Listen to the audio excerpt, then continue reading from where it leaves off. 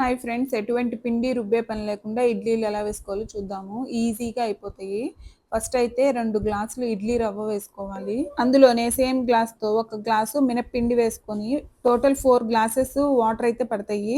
కొంచెం కొంచెంగా water add చేసుకోవాలి. ఫస్ట్ 2 గ్లాసెస్ వాటర్ యాడ్ చేసుకొని ఇలా కలిపేసుకున్న తర్వాత ఆ తర్వాత చేయి పెట్టి కొంచెం బాగా కలిపితే బాగుంటుంది. 4th గ్లాస్ పోసేటప్పటికైతే కొంచెం వాటరీగా ఉంటుంది. Not a problem. మార్నింగ్‌కి సెట్ అయిపోతది. ఇది నైట్ 6:00కి కలిపాను నేను. మార్నింగ్ బ్రేక్‌ఫాస్ట్‌కి అయితే వేశాను. సాల్ట్ కూడా నైటే కలిపేసుకొని వేసుకుంటే కొంచెం పులుస్తది.